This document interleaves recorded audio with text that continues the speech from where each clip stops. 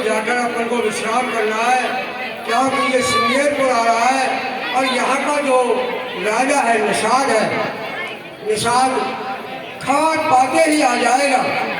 आज रात्रि को यहाँ विश्राम करना है। पर जैसी आपकी गुरुदेव इच्छा है।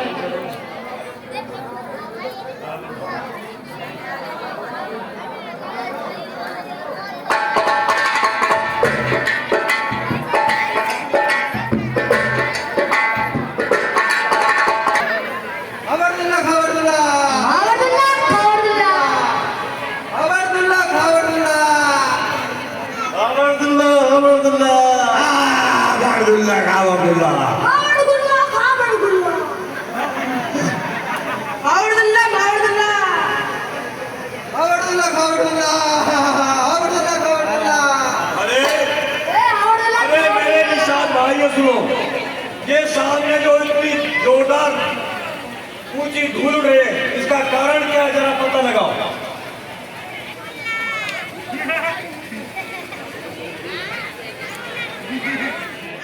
लगता है भरत जी विशाल सेना के साथ इधर आ रहे हैं।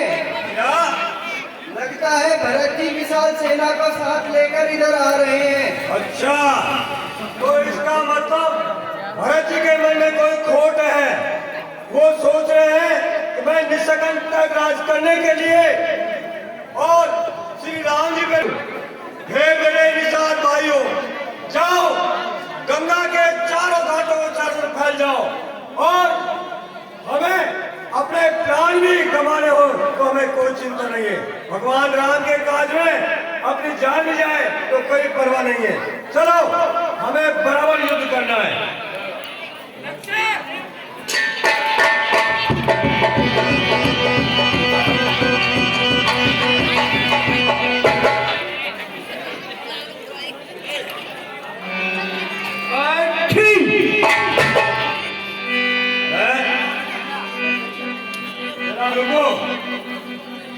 जरूर कोई हो सकता है अपन से भूल हो जाए, सामने की छींक है, इसलिए हमें हे मित्रों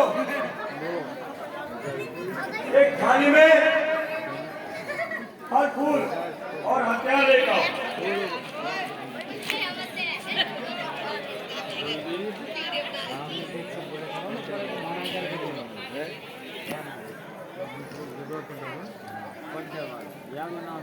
देखो, तुम मेरा इंतजार करो, इशारे का इंतजार करना। यदि उनके मन में लड़ने का विचार होगा तो ये तलवार पर हाथ रखेंगे, और मिलने का होगा तो फल फ्रूटों पर हाथ रखेंगे। मेरे इशारे का इंतजार रखना, तुम वहां खड़े रहो। जो आज्ञा हो रहा।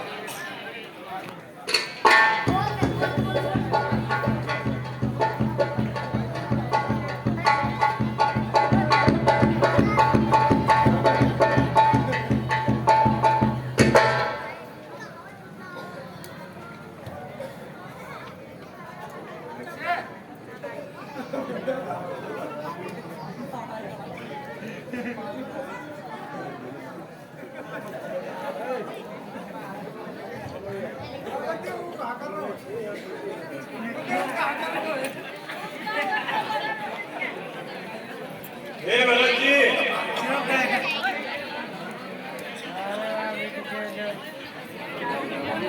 बेटा निषाद राज, आप कहिए भगवान राम की कुशलता सुनाइए, और भगवान राम जिधर होने गए हैं उधर हमको लेके हमारे भगवान राम से मिला के लाइए। हे भरत जी, मैं आपको उन सभी रास्तों से होकर भगवान राम से मिलाने ले जाऊंगा। जहां जहां भी उन्होंने विश्राम किया है वो स्थान दिखाते हुए मैं आगे आगे चलता हूँ, चलिए। चलिए।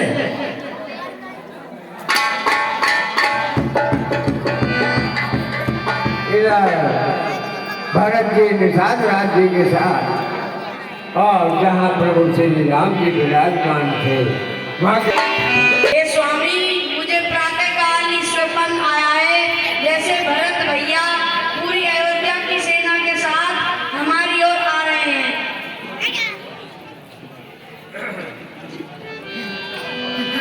अनुचित नाथ ने मानव मोरा भरत हमें उपचार न थोरा।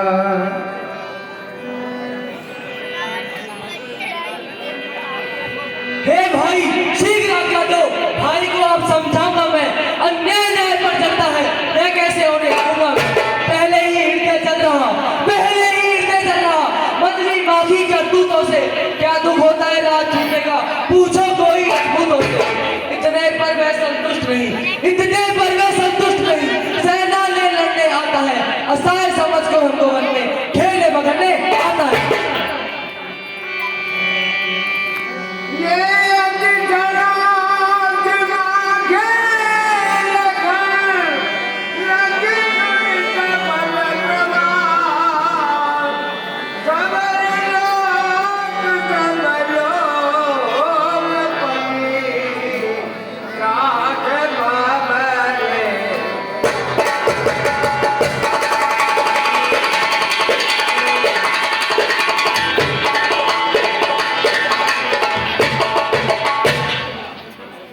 हे लक्ष्मण, आपका यूं क्रोधित होना कदापि उचित नहीं है। जो सीता को स्वप्न आया है, हो सकता है भ्राता लक्ष्मण ननिहाल से आ गए हो और उन्हें हमारा पता लगा हो कि हम वन आ गए, इस कारण से वो हमें लेने के लिए आ रहे होंगे। क्योंकि भरत जैसा भाई इस पूरी दुनिया में मिलना अत्यंत कठिन है।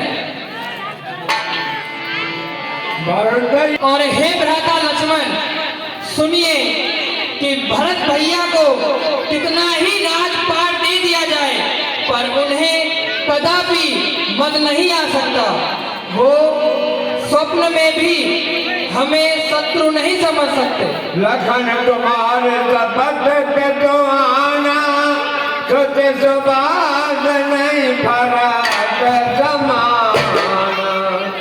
हे लक्ष्मण, मैं समझता हूँ कि आप मेरी चिंता करते हैं, परंतु ये स्वभाव आपको भरत भैया के लिए कदापि शोभा नहीं देता। सुन रघुवर बात,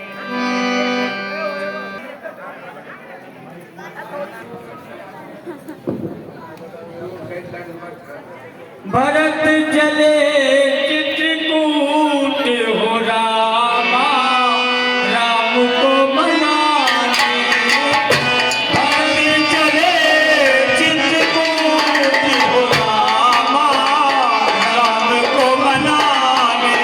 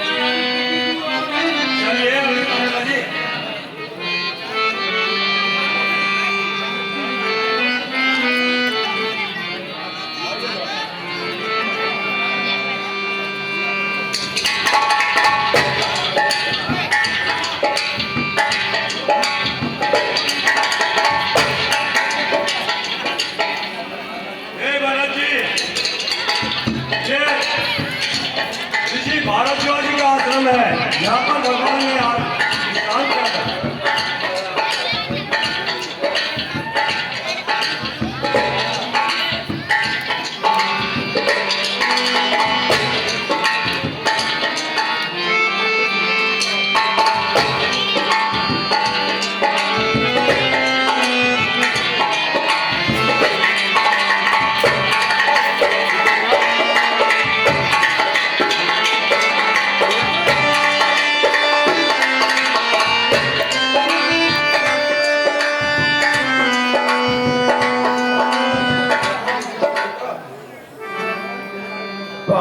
पालनाथ कहे पाए गुजारे, पालनाथ कहे पाए गुजारे, भूकर परे लकुट गिराई, पालनाथ कहे पाए गुजारे। राम जी को देखकर भरत जी त्राहिमाम करते हुए उनके चरणों में गिर गए और दोनों भाई बहुत प्रेम से आपस में गले से मिले। माता जानकी पुत्र के लिए आशीषें देने लगी, सबको उचित आसन दे करके बैठाया।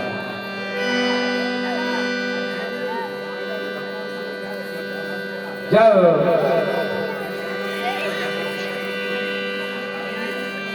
भरत जी को काफी समय चित्रकूट में हो गया, गुरु वशिष्ठ जी अनेकों प्रकार के राम जी आप भरत जी के लिए नीति का ज्ञान दें और उनसे वहां राज करने के लिए कहें। अयोध्या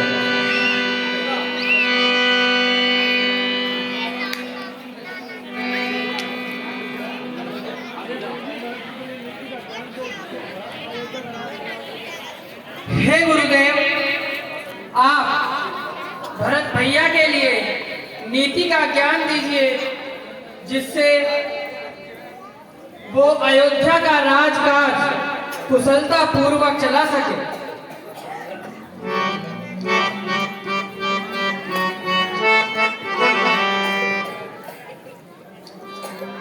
हे राम, मैंने इनको बहुत तरह से समझाया, लेकिन नीति को विचार करके ये प्रेम में मगन है।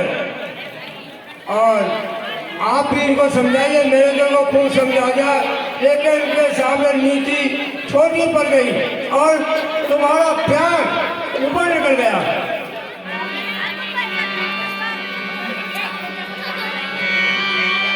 और वो